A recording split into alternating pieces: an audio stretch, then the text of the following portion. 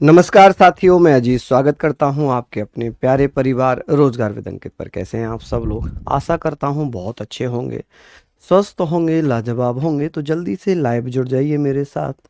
हम लोग बात कर रहे हैं आधुनिक भारत के इतिहास की। हिस्ट्री ऑफ मॉडर्न इंडिया हम लोग पढ़ रहे हैं। मैं आप लोगों को ये विश्वास दिलाना चाहता हूँ, जितनी भी चीज़ें मैं आप लोगों को करा रहा हूँ ये बहुत महत्वपूर्ण है, सिंपल हैं। आप लोग कह सकते हैं कि भैया यहाँ पर हमने पढ़नी है हिस्ट्री ऑफ मॉडर्न इंडिया। ठीक है जी, history of modern modern India. ठीक है, ऐसे करके आप लोग इसको नोट डाउन कर लेंगे। ठीक है, मॉडर्न हिस्ट्री ऑफ इंडिया कह लें या हिस्ट्री ऑफ मॉडर्न इंडिया कह लें, आधुनिक भारत का इतिहास हम लोग पढ़ते हैं। जब हम आधुनिक भारत का इतिहास पढ़ रहे थे, कल हम लोगों ने रैयतवाड़ी व्यवस्था पढ़ी थी।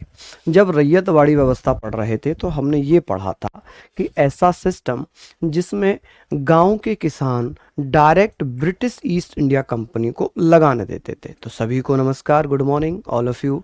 सभी प्यारे साथियों को, सभी भाइयों को, सभी बहनों को नमस्कार, राधे राधे।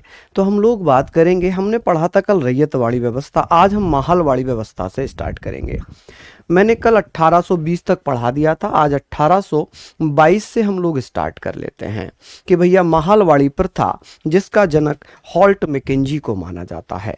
हॉल्ट मैकेंजी जब हम लोग पढ़ेंगे तो यहाँ पर हम बात करेंगे 1822 में हॉल्ट मैकेंजी के द्वारा क्या स्टार्ट किया गया था। तो आप कहेंगे सर हॉल्ट मैकेंजी के द्वारा एक व्यवस्था दी गई थी जिसे हम माहलवाड़ी व्यवस्था कहते हैं।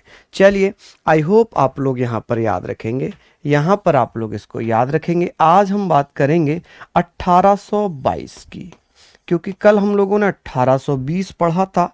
यहाँ पर हम बात करने वाले हैं माहलवाड़ी प्रथा। आप कहेंगे सर माहलवाड़ी प्रथा, माहलवाड़ी प्रथा, इसे इंग्लिश में भी माहलवाड़ी प्रथा ही लिखना। क्या लिखना भैया? माहलवाड़ी, माहलवाड़ी प्रथा। सिस्टम ना लिखकर इसको प्रथा ही लिख लेना, ठीक है, क्योंकि सिस्टम बोलने में ज़्यादा अच्छा नहीं लगता है। तो इसको आप लोग लिखना कि सर जब हम बात कर रहे थे माहलवाड़ी प्रथा की, तो माहलवाड़ी प्रथा के बारे में सर ज़्यादा पढ़ा रहे हैं आप भैया। ये मानकर चलो आपके एग्जाम ओरिएंट पढ़ा रहा हूँ। अगर इससे भी शॉर्ट कर दूंगा ना तो आप लोग ही फिर मुझे गालियां देने लगेंगे कि आप जो है सर क्या पढ़ा रहे हैं। हाँ जी, आप कहेंगे सर आप क्या पढ़ा रहे हैं। अगर मैं बात करूंगा सर इसका जनक कौन है, इसका जनक कौन है, फादर किसे कहा जाता है माहलवाड़ी व्यवस्था का, तो आप कहेंगे सर इसका जनक कहा जाता है, आप कह देना कि सर इसका जनक कहा जाता है किसको? Holt Mackenzie. किसको? Holt Mackenzie. यहाँ पर आप लोग याद रखेंगे हॉल्ट मैकेंजी। ठीक है भैया, हॉल्ट मैकेंजी को इसका जनक कहा जाता है। हॉल्ट मैकेंजी के द्वारा माहलवाड़ी प्रथा स्टार्ट की गई थी। इसमें क्या होता था, इसमें क्या होता था? तो आप कहेंगे जो गांव के किसान होते थे, अब वो ब्रिटिश ईस्ट इंडिया कंपनी को लगान नहीं देंगे, वो अब लगान किसको देंगे? वो लगान देते थे जो गांव का मुखिया होता था, गांव का सरपंच होता था। तो गांव के सरपंच को वो लगान देते थे। क्या करते थे जी? गांव के सरपंच को लगान देते थे। ठीक है जी, चलिए यहां पर हम बात करेंगे सर इसमें क्या होता था कि भैया गांव का मुखिया, गांव का सरपंच कह लें या मुखिया कह लें, सरपंच, ठीक है, सरपंच ऑफ विलेज, ऐसे करके आप लिख सकते हैं क्या? Sarpanch of village. कि भैया गांव का जो मुखिया होता था, गांव का जो मुखिया होता था, सरपंच ऑफ विलेज होता था, वो क्या करता था? गांव के किसानों से, किससे? आप कहेंगे भैया गांव के किसानों से। यहां पर हम लोग बात करेंगे गांव के किसानों से। क्या करता था? गांव के किसानों से टैक्स लेता था। कर, कर मतलब टैक्स लेकर कहां जमा करता था? टैक्स लेकर कंपनी को देता था। टैक्स लेकर किसको देता था भैया? टैक्स लेकर कंपनी में जमा करता था, कंपनी को देता था या जमा करता था, देता था। अब ये बताइए, जब कोई व्यक्ति सीधे सीधे अपना काम करेगा और बीच में कोई थर्ड पर्सन आ जाएगा तो क्या होगा? तो क्या होगा, तो वहां पर करप्शन बढ़ेगा, वहां पर भ्रष्टाचार बढ़ेगा। क्या बढ़ेगा, वहां पर भ्रष्टाचार बढ़ेगा। और जब भ्रष्टाचार बढ़ेगा तो भ्रष्टाचार बढ़ने के चांसेस तभी हो जाते हैं जब भैया कोई तीसरा आदमी आ जाए।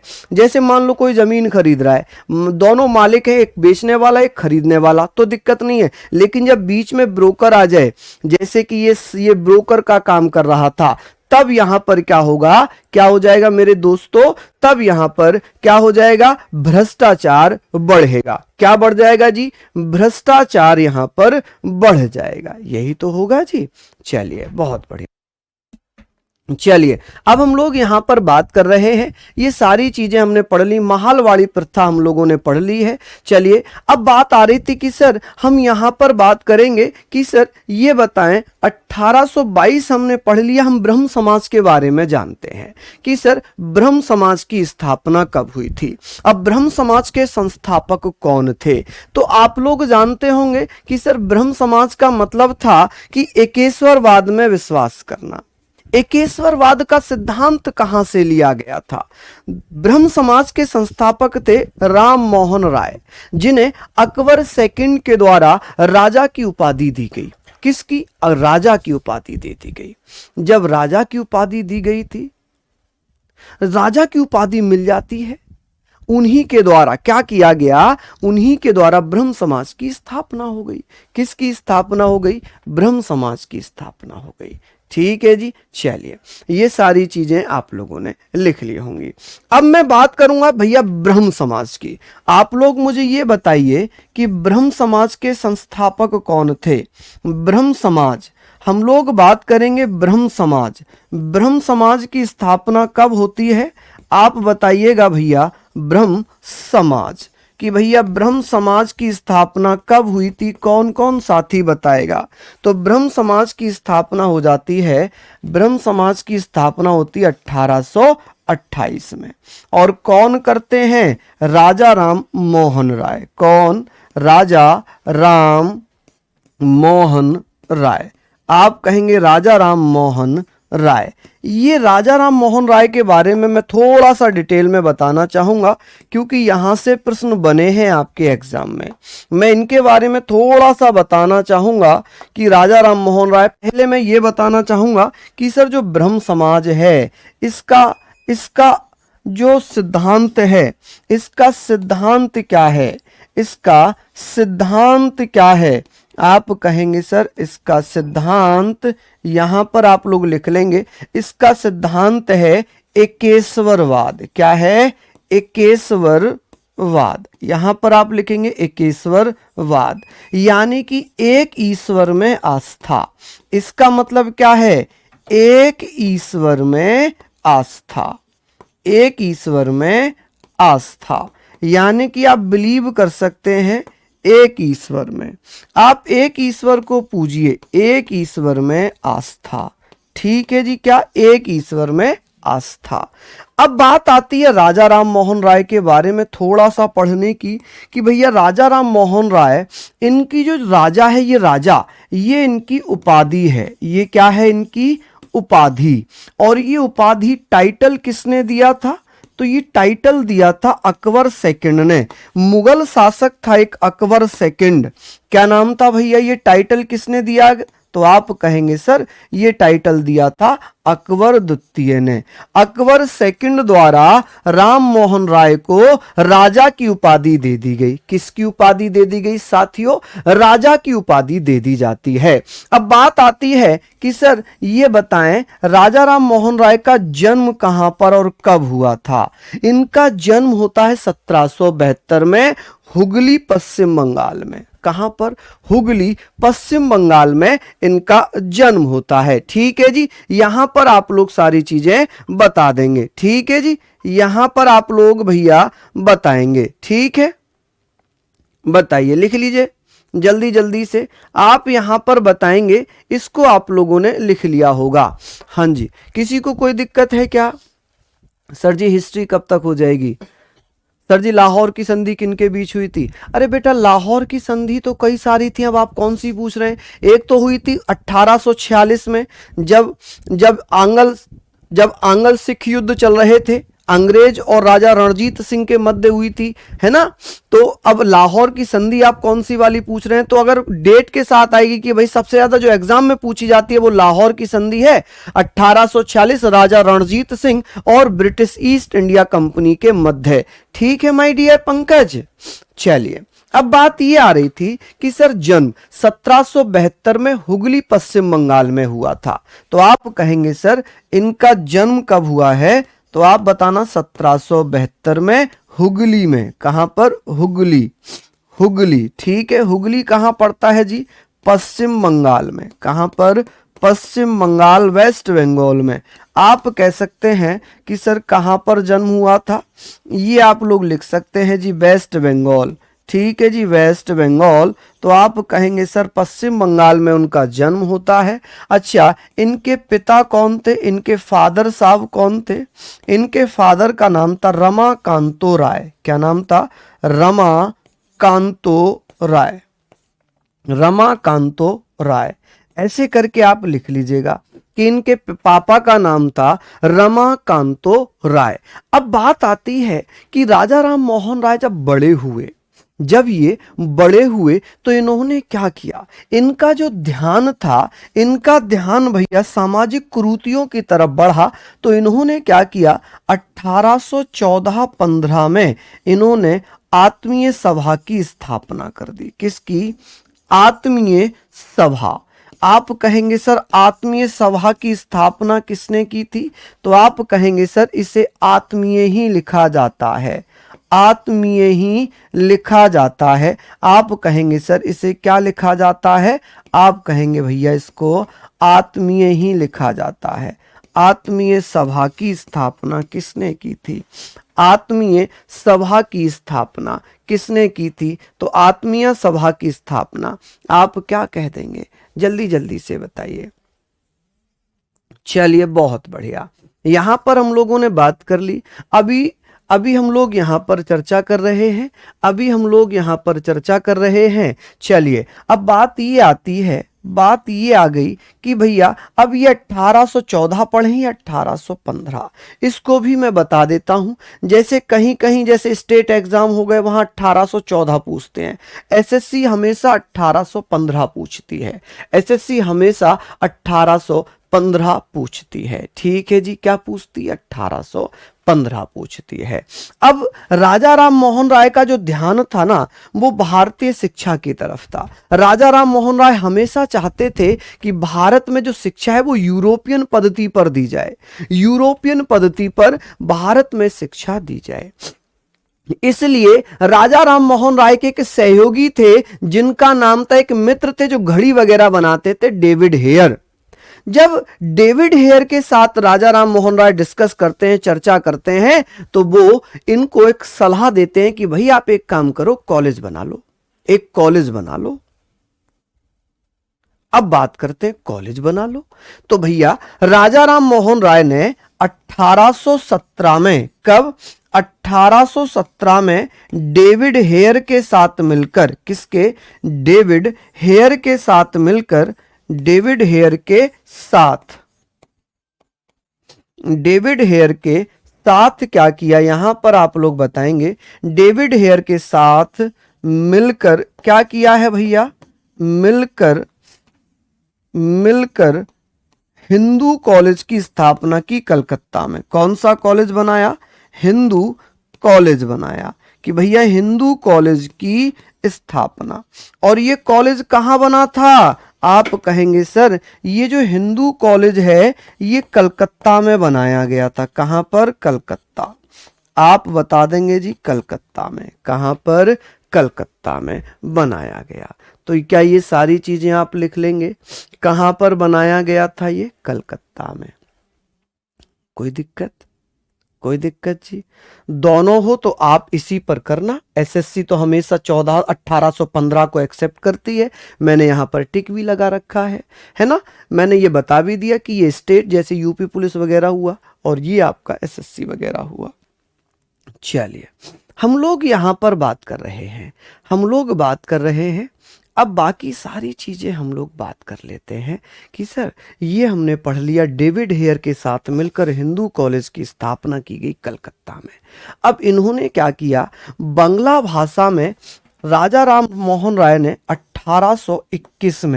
1821 में इनके द्वारा भैया एक पत्रिका प्रकाशित की गई जिसे संवाद कौमुदी कहते हैं। क्या कहते हैं? आप कहेंगे संवाद कौमुदी, कौमुदी, ठीक है जी, संवाद कौमुदी। यहां पर आप लिखेंगे सर संवाद कौमुदी। और ये पत्रिका किसमें थी? बांग्ला भाषा में। किसमें? आप कहेंगे सर बांग्ला भाषा में। इसको आप बांग्ला भाषा लिख सकते हैं, बंगाली भाषा लिख सकते हैं कि सर ये कौन सी भाषा में प्रकाशित हुई थी, तो इसको बांग्ला भाषा में प्रकाशित किया गया था। किसमें? बांग्ला भाषा की पत्रिका थी। और ये पत्रिका मैगजीन किसने प्रकाशित की थी? यह प्रकाशित की थी भैया राजा राम मोहन राय ने। किसने? राजा राम मोहन राय ने।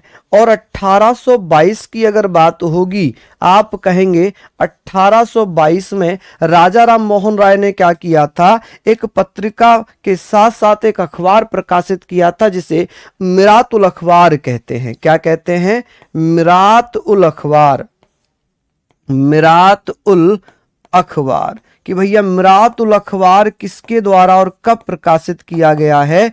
अखबार। आप कहेंगे सर ये फारसी भाषा का अखबार था। किसका? ये फारसी भाषा में न्यूज़पेपर था जिसको राजा राम मोहन राय के द्वारा प्रकाशित किया गया। चलिए और हम लोग बात करते हैं और क्या काम किया था इन्होंने। इन्होंने यूरोपियन पद्धति पर एक 1825 में वेदांत कॉलेज बनाया था। क्या बनाया था? वेदांत कॉलेज। कि भैया वेदांत कॉलेज की स्थापना, वेदांत कॉलेज कहां पर बनाया था? आप कहेंगे सर कलकत्ता में ही, कलकत्ता में ही वेदांत कॉलेज की स्थापना राजा राम मोहन राय के द्वारा कर दी गई। किसके द्वारा कर दी गई जी? राजा राम मोहन राय के द्वारा कर दी गई। एक बच्चा कह रहा है कौशल राज सिंह, इंग्लिश में लिखो।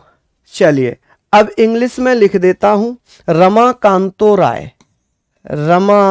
अब मुझे लगता है कि मुझे आप लोगों को इंग्लिश भी सिखानी पड़ेगी क्योंकि आप लोगों को जो है नाम भी शायद इंग्लिश में लिखने में दिक्कत हो रही है। आप कर सकते हैं सर अकबर, ऐसे करके लिख सकते हैं क्या? आप ऐसे करके लिख लीजिए कि भैया अकबर, लिख लेंगे क्या? अकबर सेकंड, ठीक है।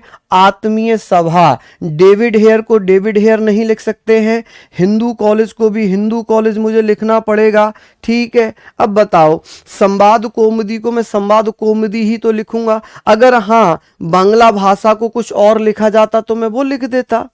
चलिए किसी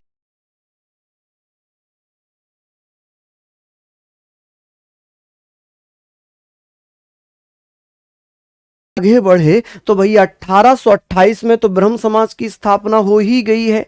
अब राजा राम मोहन राय के द्वारा और क्या किया गया है? इनके द्वारा और क्या किया गया? आप कहेंगे कि सर 1829 में राजा राम मोहन राय ने सती प्रथा पर रोक लगाने की सिफारिश की।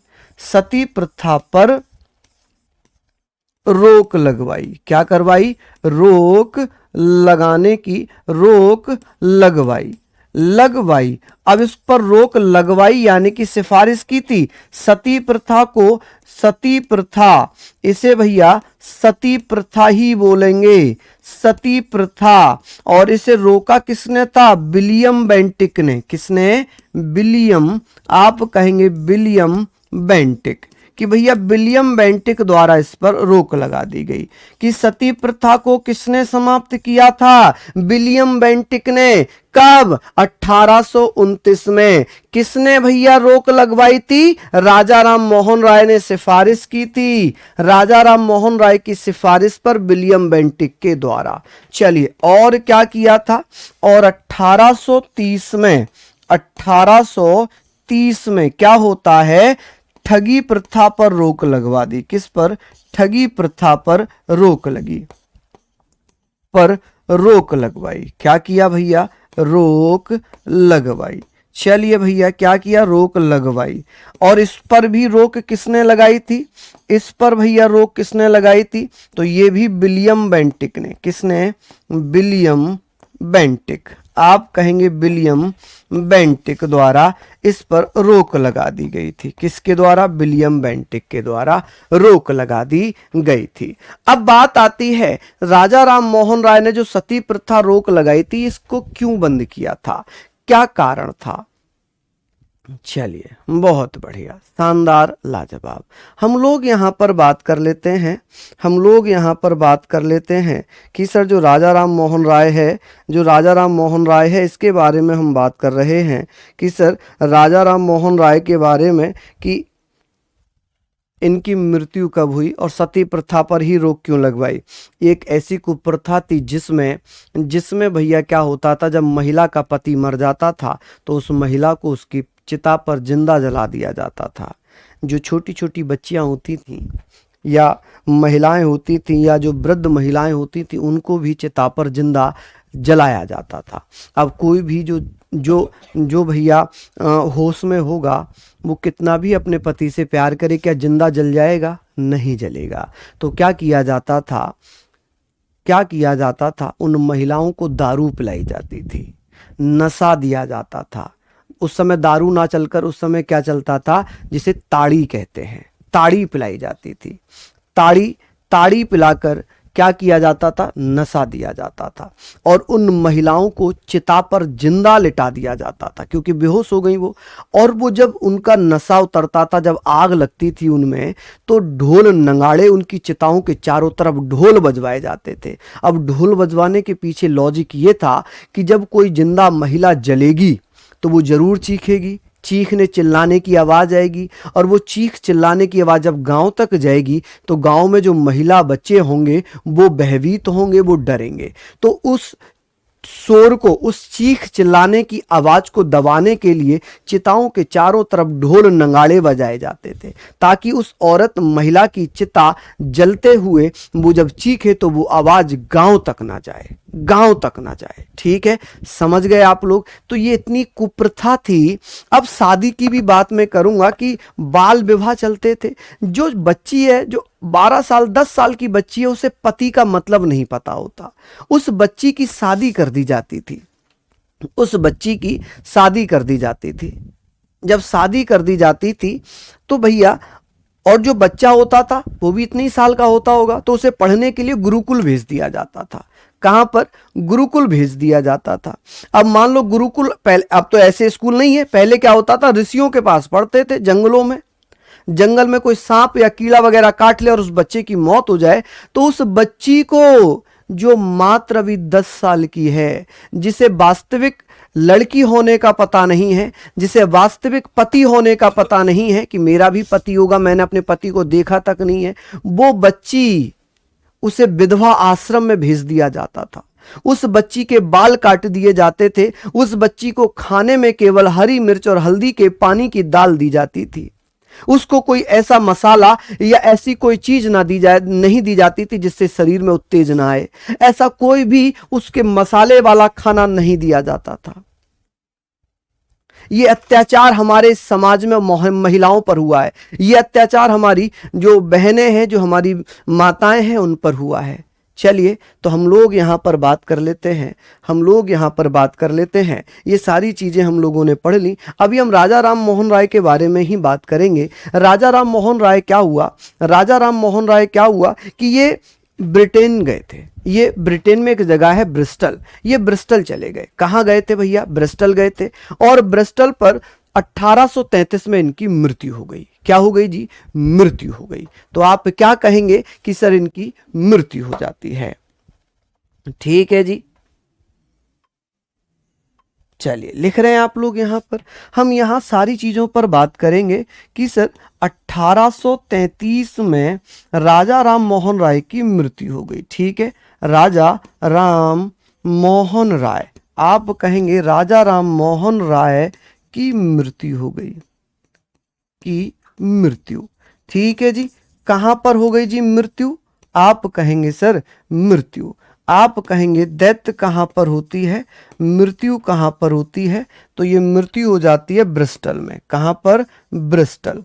आप कहेंगे सर ब्रिस्टल में ये मृत्यु होती है। कहाँ पर मृत्यु होती है माय डियर, आप कहेंगे सर ब्रिस्टल में ये मृत्यु हो जाती है। और ब्रिस्टल कहाँ पड़ता है जी, ब्रिटेन में। ब्रिस्टल कहाँ पड़ता है जी, ब्रिटेन में पड़ता है। कहाँ पर, ब्रिटेन में। आप कहेंगे कहाँ पड़ता है जी, ब्रिटेन में। ठीक है, कहाँ पर, ब्रिटेन में। चलिए आप लोग इसको ऐसे करके लिख सकते हैं, ब्रिटेन में। ठीक है जी। चलिए अब बात ये आती है कि राजा राम मोहन राय को किस किस नाम से जानेंगे। राजा राम मोहन राय को हम किस किस नाम से जानेंगे। नोट में हम लोग लिखेंगे राजा राम मोहन राय को हम क्या क्या कहते हैं। हम इन्हें आधुनिक भारत का जनक कहते हैं। ठीक है जी, इन्हें हम आधुनिक भारत का जनक कहते हैं, फादर ऑफ मॉडर्न इंडिया। क्या कहेंगे जी हम, फादर ऑफ मॉडर्न इंडिया हम इन्हें कहते हैं। पीछे का नहीं लिखा था, ओहो, लिख लीजिए जल्दी से।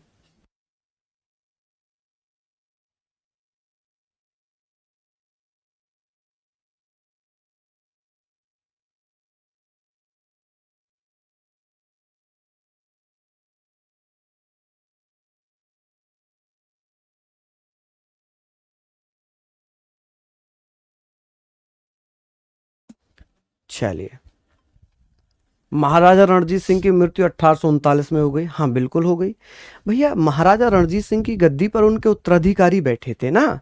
जब पंजाब में महाराजा रणजीत सिंह की मृत्यु हुई थी तो उनके उत्तराधिकारी बैठे थे। जैसे कि अगर मैं बात करूं अजित सिंह, दलीप सिंह, तो दलीप सिंह जो उनके उत्तराधिकारी थे, दलीप सिंह और ब्रिटिश ईस्ट इंडिया कंपनी के मध्य हुई थी, लेकिन गद्दी तो महाराजा रणजीत सिंह की थी।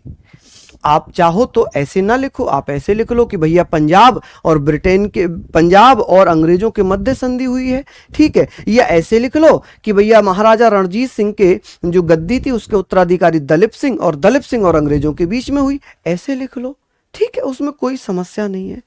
ठीक, चलिए आगे बात करते हैं। इसको हमने लिख लिया, आगे बात करते हैं। यहां पर नोट में अगर मैं बात करूंगा, आप कहेंगे कि इन्हें आधुनिक भारत का जनक कहते हैं। क्या कहते हैं जी, आधुनिक भारत का जनक कहा जाता है। ठीक है जी, इन्हें क्या बोलते हैं, आप कहेंगे भैया इन्हें फादर ऑफ मॉडर्न इंडिया कहते हैं। फादर ऑफ, आप कह सकते हैं जी father of modern India. Father of modern India कौन थे, राजा राम मोहन राय। राजा राम मोहन राय को एक तो हमने ये पढ़ लिया कि ये कहते हैं। दूसरा अगर मैं बात करूं, इन्हें आधुनिक नव चेतना का जनक भी कहा जाता है कि भैया आधुनिक नव चेतना का जनक, आधुनिक नव चेतना का जनक भी कहा जाता है। नव चेतना का जनक भी कहते हैं। ठीक है जी, नव चेतना का जनक, यानी कि इन्हें हेरोल्ड ऑफ न्यू इंडिया कहेंगे। क्या कहेंगे, हेरोल्ड ऑफ न्यू इंडिया, कि भैया हेरोल्ड ऑफ न्यू इंडिया। ठीक है जी, हेरोल्ड ऑफ न्यू इंडिया इनको कहा गया। क्या कहा गया, हेरोल्ड ऑफ न्यू इंडिया। यूरोपीय शिक्षा प्रणाली के अग्रदूत कहे गए। आप कहेंगे यूरोपीय, ऐसे करके लिखना, यूरोपीय शिक्षा के अग्रदूत कहे गए। क्या कहे गए जी, अग्रदूत कहे गए, अग्रदूत कहे गए। चलिए यहां तक आप लोगों ने राजा राम मोहन राय के बारे में पढ़ लिया, 1833। चलिए अब हम बात करेंगे भारत में अंग्रेजी शिक्षा की शुरुआत। भारत में अंग्रेजी शिक्षा की शुरुआत कब होती है। चलिए बहुत बढ़िया, हम बात कर लेते हैं। हम यहाँ पर बात कर लेते हैं कि भारत में अंग्रेजी शिक्षा, ठीक है जी, हम कहेंगे भारत में अंग्रेजी शिक्षा। ठीक है, कि भारत में अंग्रेजी शिक्षा कब से प्रारंभ होती है, इसके बारे में हम बात करते हैं। अंग्रेजी शिक्षा, ठीक है जी, क्या, अंग्रेजी शिक्षा, इसके बारे में बात करेंगे। अंग्रेजी शिक्षा, यानी कि हम कह सकते हैं English education in India, English education in India, English education. और अब तो हम मॉडर्न हो गए हैं, अब हम इसको एजुकेशन नहीं बोलते हैं, अब हम इसको बोलते हैं एडुकेशन, अब हम इसको बोलते हैं एडुकेशन। लेकिन हम तो पुराने देहाती हैं, तो हम तो एडुकेशन बोल ही नहीं पाते, हम इसको एडुकेशन ना कहकर इसको अभी भी एजुकेशन ही बोलते हैं कि भैया आपका एजुकेशन क्या है। चलिए हम लोग बात कर लेते हैं, हम लोग बात करते हैं कि भैया यहाँ पर अगर मैं बात करूँ तो आप कहेंगे भारत में अंग्रेजी शिक्षा, इंग्लिश एजुकेशन इन इंडिया। आप ये चीज़ बताइए कि भैया एजुकेशन इन इंडिया की बात होगी कि भैया कब स्टार्ट हुई थी।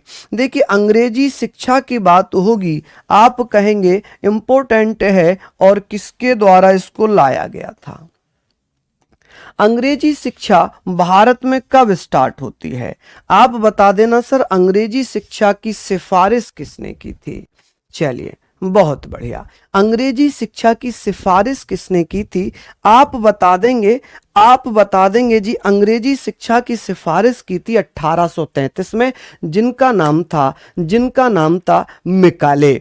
मैकाले ये चाहते थे, पंकज जी धन्यवाद, मैकाले ये चाहते थे कि भारत में सस्ते सस्ते क्या मिल जाए, क्लर्क मिल जाए। ब्रिटेन से क्लर्क बहुत महंगे पड़ रहे थे, तो उनका मानना ये था कि भारत में ही भारत के लोगों को सिर्फ इतना पढ़ाओ ताकि उनसे हमारे क्लर्क वाला काम हो जाए। भारत के कुछ लोगों ने विरोध भी किया, अंग्रेजों ने भी हालांकि विरोध किया।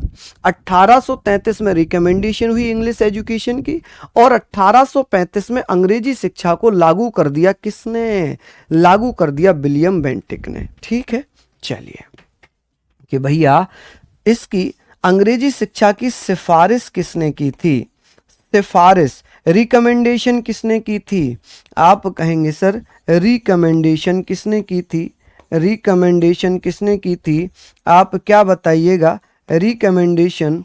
तो आप बता देंगे रिकमेंडेशन के बारे में, यहाँ पर कौन कौन भैया बताएंगे।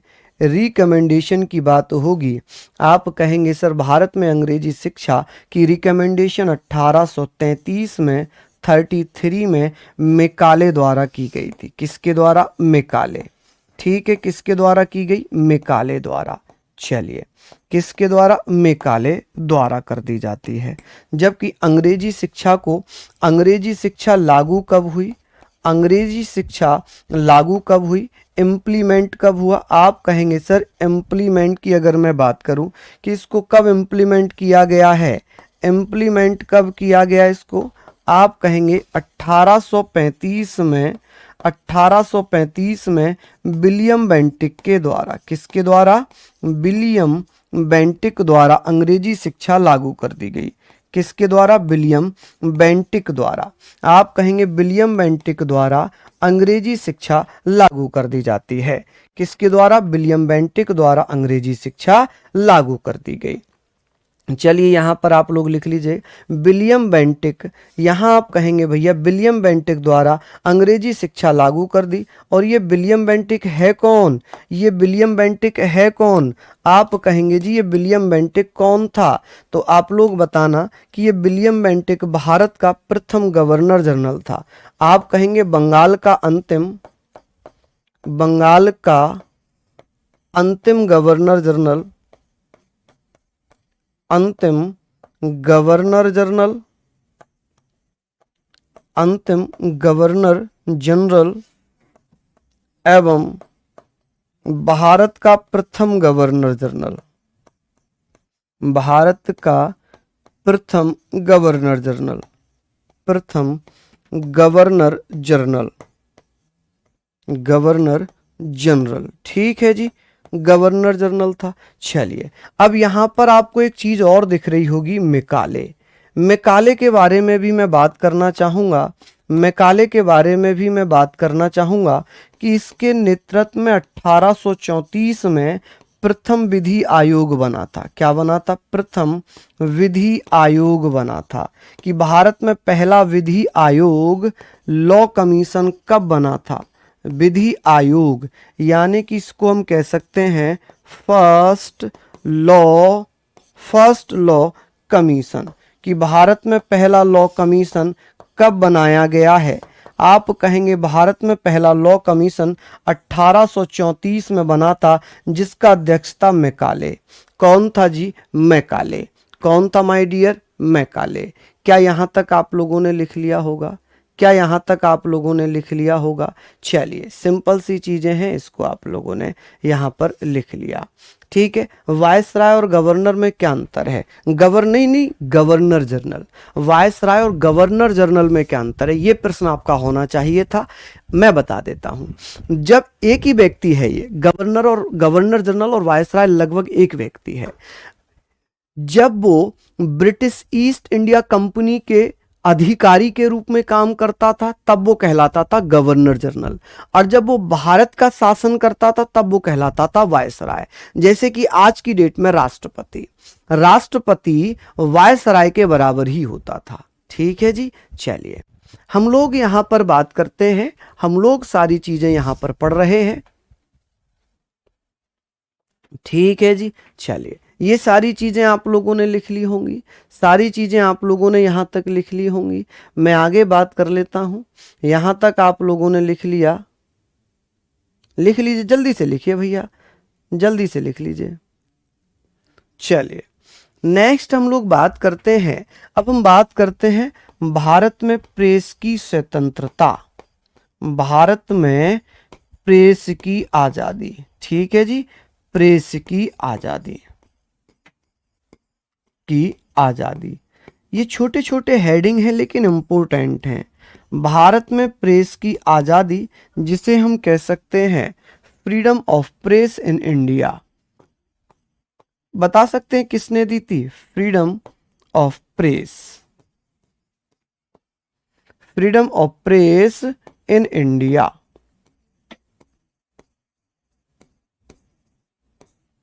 In India. चलिए, यहां पर आप लोग लिख सकते हैं, यहां पर आप लोग इसको नोट डाउन भी कर सकते हैं। चलिए, भारत में प्रेस की आजादी।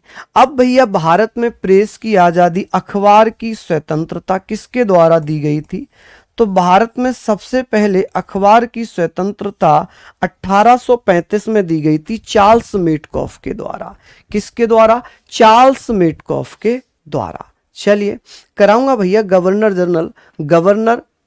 जनरल, वायसराय, ये सारी चीजें मैं आप लोगों को कराऊंगा।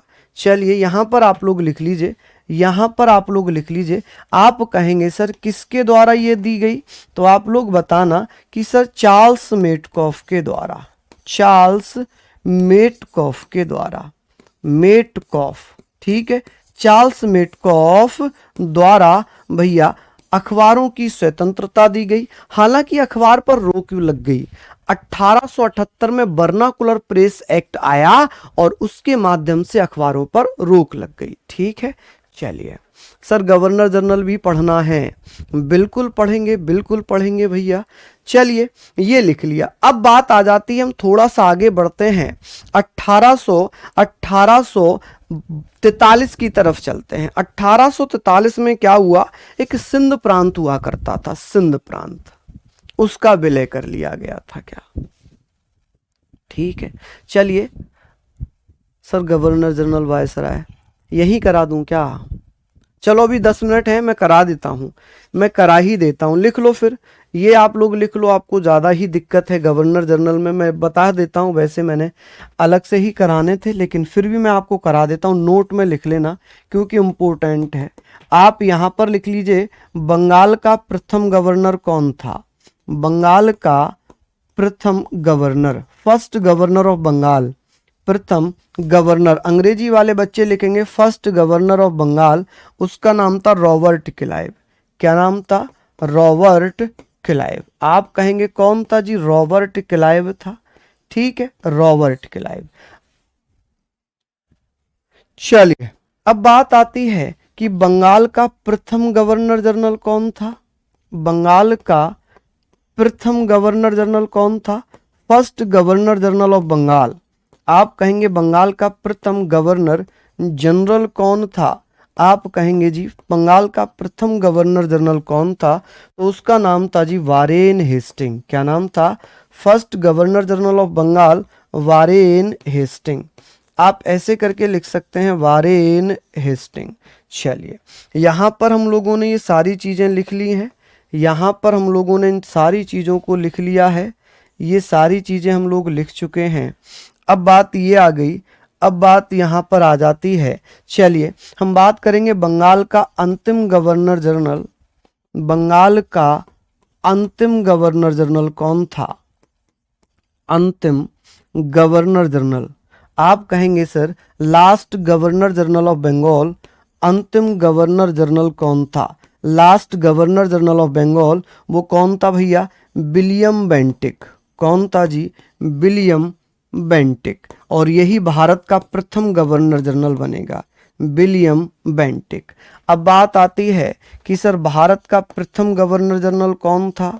भारत का प्रथम फर्स्ट गवर्नर जनरल, प्रथम गवर्नर जनरल, गवर्नर जनरल, तो आप कहेंगे सर भारत का प्रथम गवर्नर जनरल जिसका नाम है विलियम बेंटिक, यानी कि इसी को भारत का प्रथम गवर्नर जनरल बना दिया था, विलियम बेंटिक। ठीक है जी, विलियम बेंटिक। अब बात आती है भारत का अंतिम गवर्नर जनरल। यहां पर हम बात करेंगे भारत का अंतिम governor general, last governor general of India, अंतिम गवर्नर जनरल जनरल। ठीक है जी, कौन था? आप कहेंगे कैनिंग। क्या नाम है जी? कैनिंग। और कैनिंग को ही भारत का पहला वायसराय बनाया था। भारत का प्रथम वायसराय कौन था? First viceroy of India, Bharat का प्रथम वायसराय। ठीक है जी, वायसराय। आप कहेंगे जी फर्स्ट वायसराय ऑफ इंडिया वो कौन था जी? कैनिंग ही था। कौन था? कैनिंग। चलिए अब बात करेंगे सर अंतिम वायसराय कौन था? ऐसे करके लिख लीजिए, अंतिम वायसराय, भारत का अंतिम वायसराय। आप कहेंगे सर अंतिम वायसराय कौन था? तो अंतिम वायसराय था माउंट बेटन। कौन था जी? Mount batten. ठीक है जी, चलिए माउंट बेटन हो जाएगा, यहाँ पर हमने लिख लिया। अब बात करेंगे स्वतंत्र भारत का प्रथम गवर्नर जनरल कौन था? स्वतंत्र, ऐसे करके आप लिख सकते हैं जी, स्वतंत्र भारत का प्रथम गवर्नर जनरल, स्वतंत्र भारत का। ठीक है, स्वतंत्र भारत का प्रथम गवर्नर जनरल कौन बना था? गवर्नर जनरल कौन था? Governor general. आप कहेंगे सर स्वतंत्र भारत का प्रथम governor general, first governor general of independence India, independent India, तो आप कहेंगे माउंट बेटन। कौन था?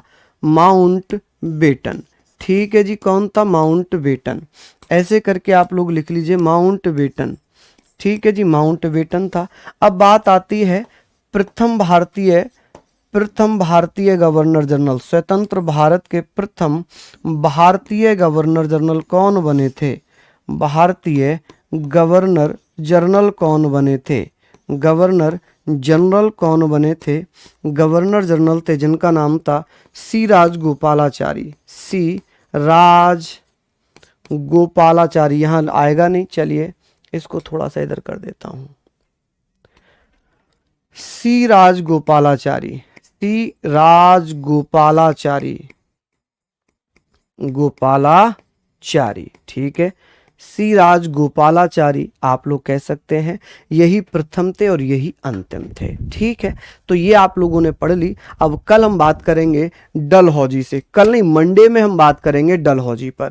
कल हम बात करेंगे, कल तो नहीं मंडे में बात करेंगे डलहौजी पर। ठीक है जी, चलिए तो सभी को बहुत बहुत धन्यवाद। नमस्कार, जय हिंद, जय भारत।